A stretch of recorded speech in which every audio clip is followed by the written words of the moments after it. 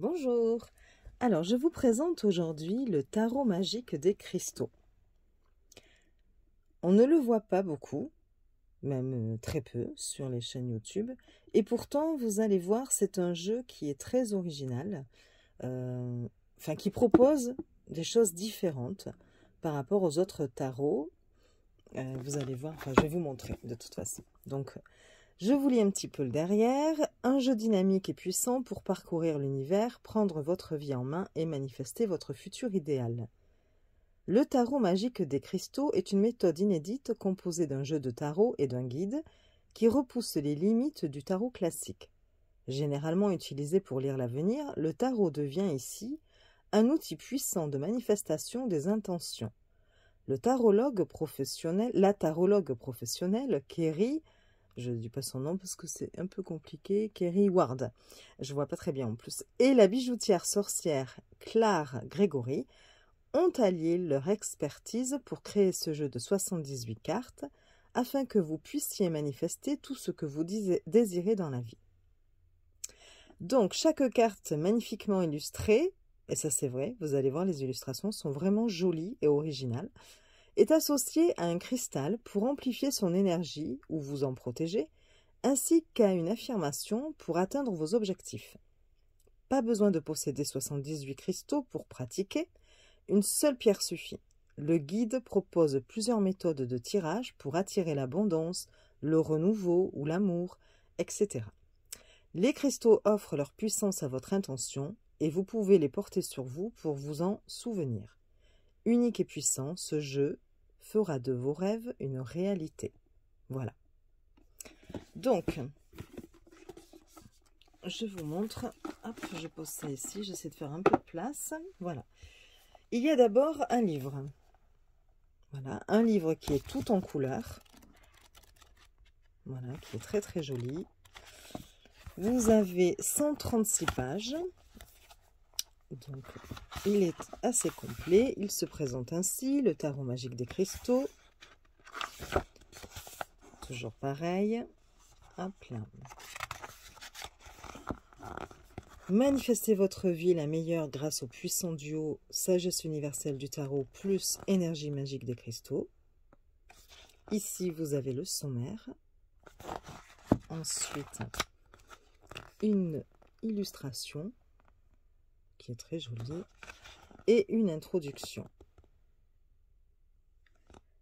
Donc, où ils font une présentation un peu de Claire par rapport à sa passion des cristaux.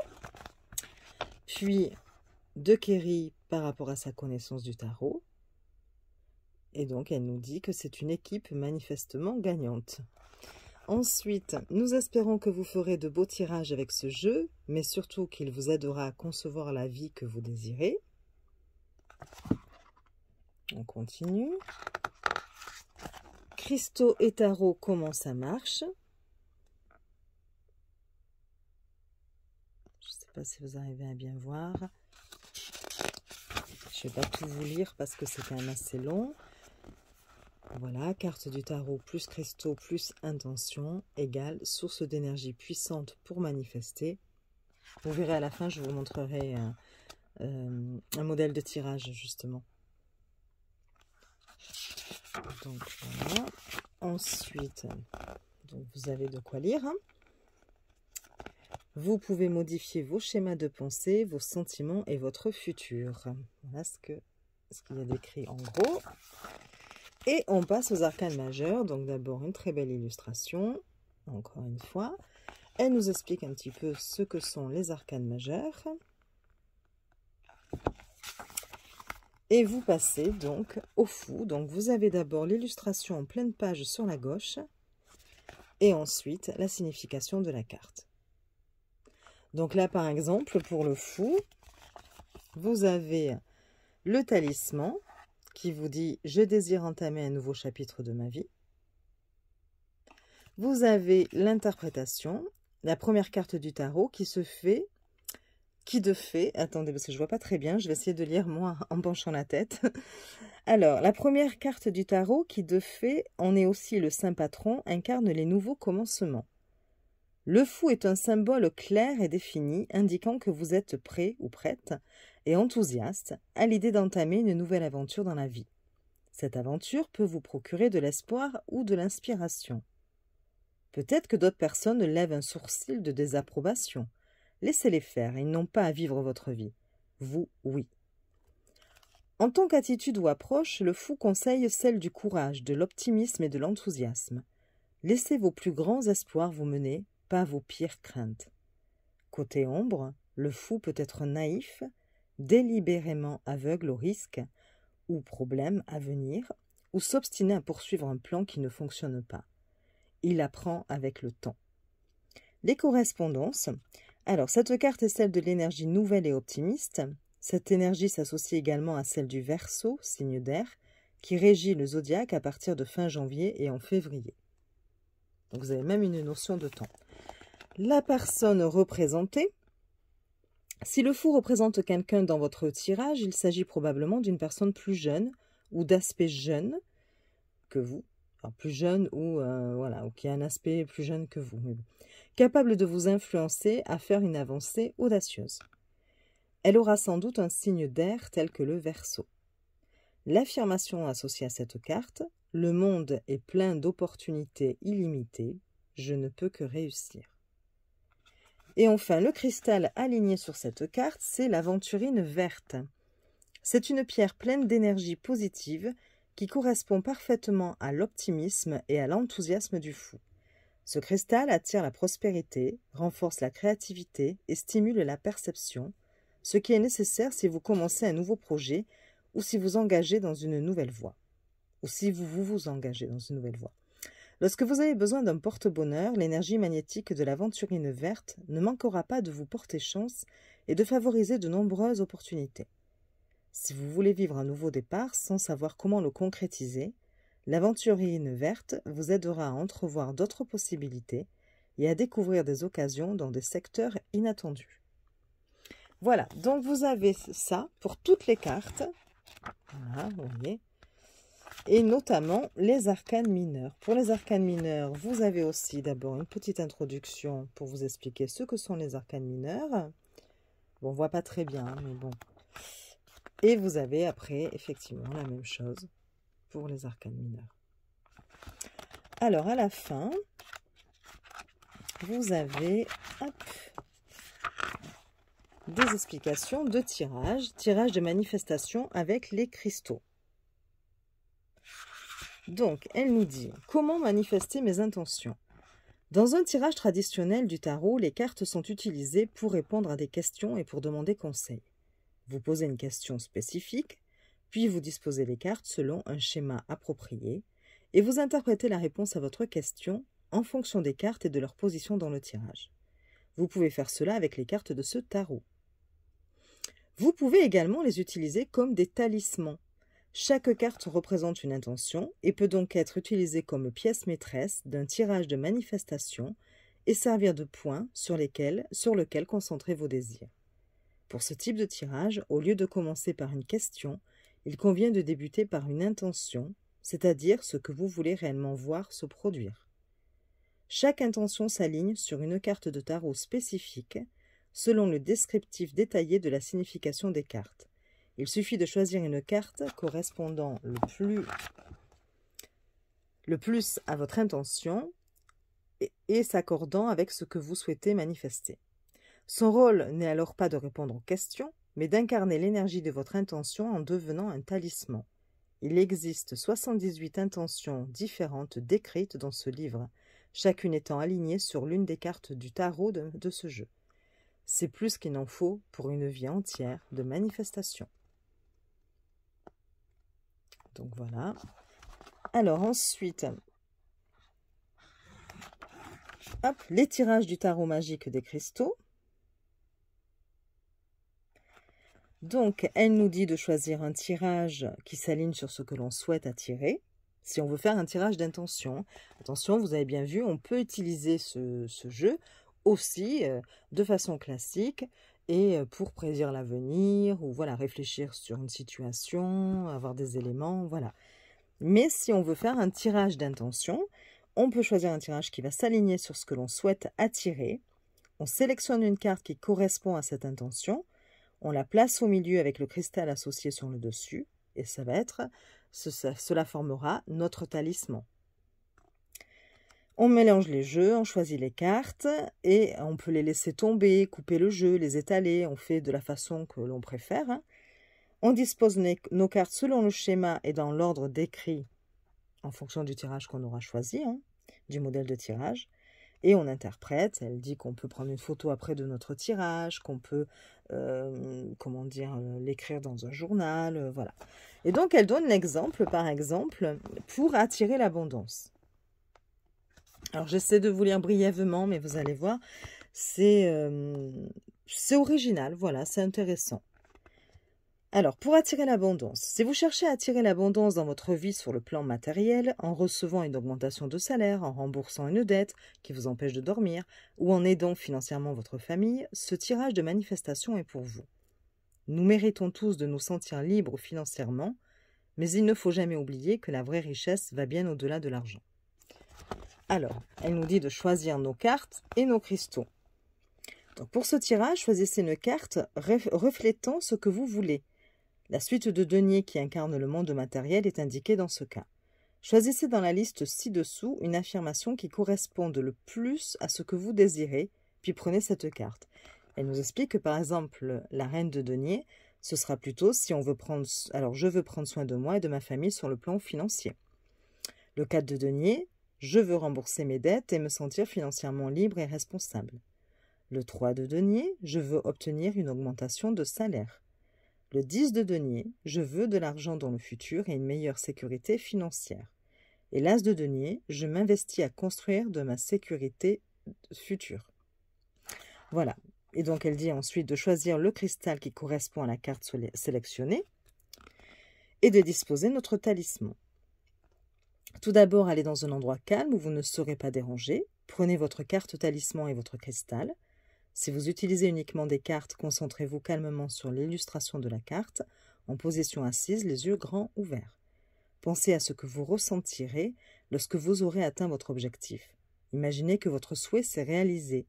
En quoi cet argent a-t-il changé votre vie? Quel effet cela fait-il d'avoir remboursé vos dettes ou d'avoir assez d'argent pour avoir ce que vous désirez le plus? C'est votre objectif ultime. Placez votre carte au milieu du tirage avec le cristal sur le dessus. Ensuite, on doit effectuer son tirage. Donc, on se concentre sur l'atteinte de notre objectif et on va disposer les cartes telles que le tirage qu'on aura choisi nous le dira. Donc, on peut aussi, si on veut, utiliser que nos propres questions. Elle nous donne quelques pistes. Quel état d'esprit dois-je adopter? Quel est mon allié ici? Quelles étapes pourraient se présenter? Quel message d'univers a-t-il pour moi? Et donc, on se concentre toujours sur le sentiment d'avoir atteint notre objectif. On mélange les cartes, on les coupe et ensuite, on dispose les cartes pour chacun des points du pentacle. Vous voyez, vous avez le pentacle ici pour attirer l'abondance. On doit prononcer 3 fois l'affirmation associée à notre carte talisman. Voilà. Et ensuite, on peut garder notre schéma ou juste la carte ou le cristal dans notre portefeuille pour les prochaines semaines. Vous pouvez même enrouler un billet de banque autour de la carte. Renouvelez ce tirage dans 1 mois ou 2 pour voir ce qui a changé. Si vous tenez un journal de vos tirages, relisez-les pour voir comment les choses se sont passées. Voilà. Donc ça, c'était un exemple. Ça, c'est pour attirer l'abondance. Vous avez, pour apaiser les choses, voilà, je ne sais pas si vous voyez bien tout le livre, pour un nouveau départ,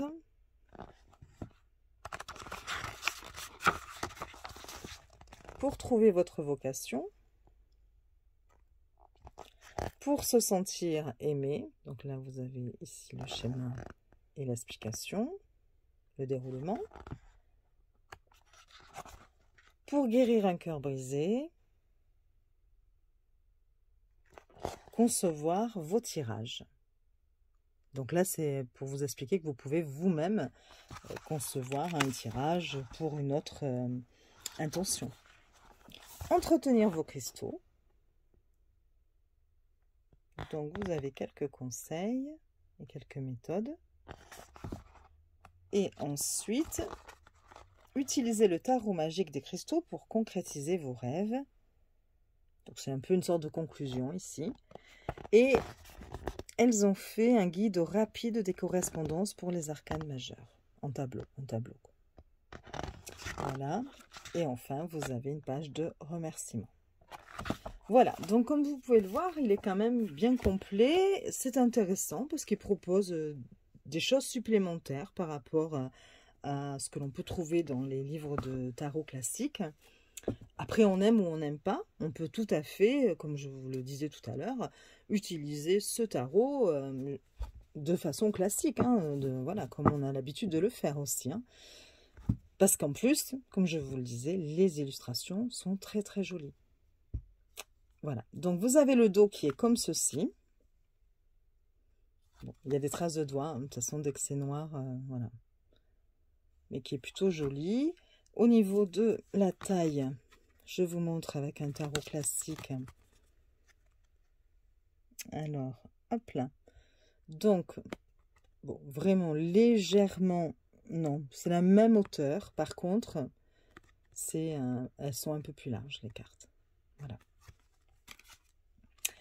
La qualité, top. Voilà.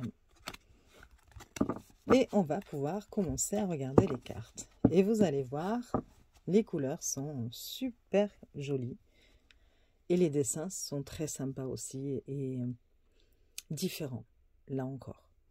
Donc, vous avez ici le fou. Alors, à chaque fois, vous avez l'illustration. Vous avez en bas le numéro de la carte, le titre, enfin le nom de la carte, et vous avez la pierre associée.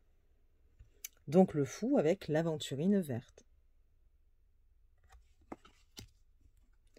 Le magicien. Alors, je ne vous dis pas à chaque fois la pierre. Hein. La grande prêtresse.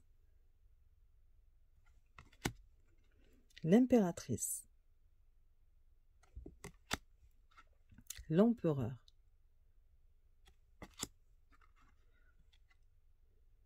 Le hiérophante.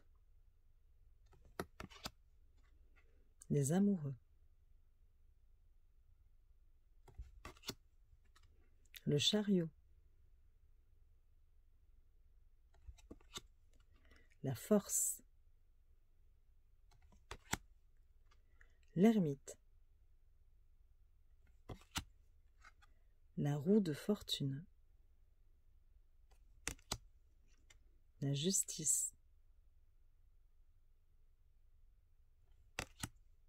Le pendu. La mort.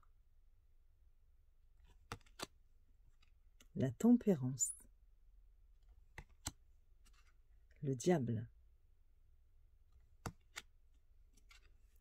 La tour. L'étoile.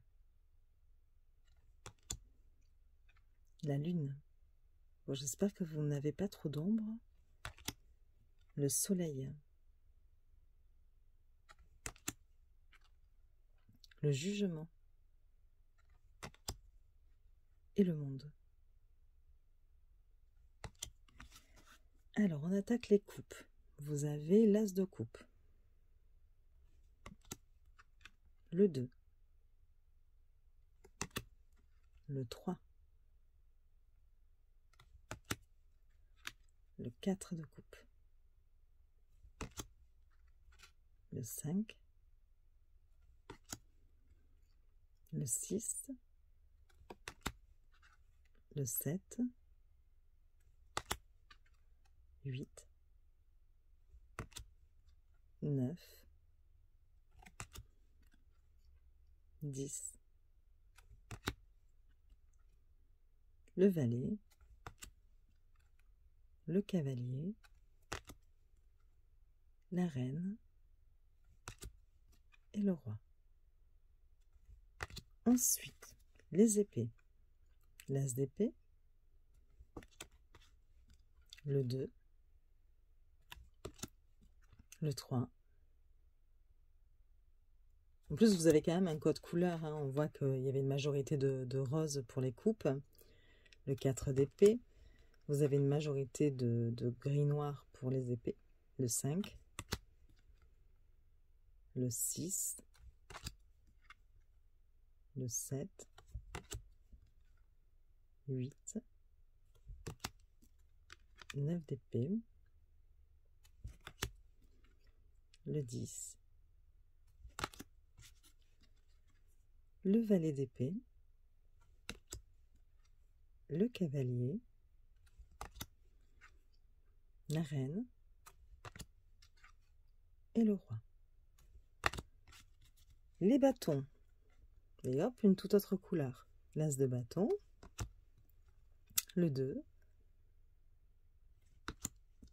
le 3, 4, 5 de bâton, 6, le 7, 8, 9, 10, le valet, le cavalier, la reine et le roi. Et enfin les deniers, avec une majorité de vert, l'as de denier, le 2, le 3 de denier, le 4, 5 de denier, 6 de denier, 7, 8, 9, 10, le valet, le cavalier, la reine et le roi. Voilà pour la présentation des cartes. Je ne sais pas ce que vous en pensez. Vous pouvez me le dire en commentaire. Alors peut-être que pour les débutants, il est peut-être un petit peu plus compliqué parce que autant vous avez des illustrations qui reprennent vraiment le Rider-Waite, enfin, où on retrouve un petit peu les illustrations du Rider-Waite, autant certaines, voilà, c'est quand même bien plus compliqué. Les dessins sont pas toujours illustrés de façon à nous renvoyer le message, hein, l'interprétation. Mais bon, ça à voir. Le soleil, j'adore celle du soleil. Hein. Vous voyez, 4 de coupe, bon, voilà. On voit que c'est peut-être pas forcément une carte très très positive avec le serpent, mais pour autant, ça ne nous oriente pas trop vers l'interprétation. Pour celui qui ne connaît pas du tout, il aura plus de mal. Voilà. Mais bon, c'est de très très jolies couleurs et vraiment de très belles illustrations. Alors, si vous voulez, on peut essayer de lire une carte supplémentaire. Enfin, les grandes lignes. Hein. Pour ceux voilà, qui ont envie, ils peuvent laisser défiler la vidéo. Ceux qui n'ont pas envie peuvent couper. Voilà. On peut essayer de voir le 3 d'épée. Alors, le talisman, c'est « Je me retire de la toxicité ». L'interprétation. Manipulation, mensonge, intimidation, rupture, tricherie, sabotage, conflit, coup bas, trahison et cruauté sont autant de choses possibles lorsque cette carte très dure apparaît. Elle évoque les choses terribles que les gens peuvent se faire entre eux et du fait que nous devons tous nous protéger dans la vie. Bon, vous avez l'ombre, mais comme je vous lis le livre en même temps, c'est pas très grave. Le 3 d'épée vous incite à agir. Reconnaissez ce qui se passe et sachez que vous ne méritez pas cela. Prenez des mesures immédiates et positives pour que cela cesse. Soyez dès à présent votre propre meilleur ami. En tant qu'attitude ou approche, le 3 d'épée vous conseille d'éliminer cette source de douleur de votre vie de façon chirurgicale. Côté ombre, la carte indique que vous êtes en train de guérir et de surmonter un choc relationnel, terme d'une relation ou blessure. Prenez votre temps, soyez bienveillant, bienveillante avec vous-même, ne revenez pas en arrière. Les correspondances. Le 3 d'épée pourrait indiquer une période de 3 mois. Les épées représentent également l'élément air qui correspond au mois de février, juin et octobre. La personne représentée. Alors, si cette carte représente quelqu'un dans votre tirage, il s'agit probablement d'une personne avec un signe d'air, tel les Gémeaux, Balance ou Verseau, car les épées représentent l'élément air, qui pourrait vous avoir trahi, miné ou blessé. Affirmation associée à cette carte. Je laisse partir tout ce qui est fuyant, faux et négatif. Et le cristal, donc, sur la carte, c'est la shungite. Alors, je ne sais pas si on dit comme ça, mais bon. La shungite est la reine des pierres purificatrices. Donc, si votre énergie, votre environnement ou votre attitude a besoin d'un grand nettoyage, ou si vous avez besoin de vous débarrasser de certaines mauvaises ondes, c'est le cristal dont votre arsenal a besoin.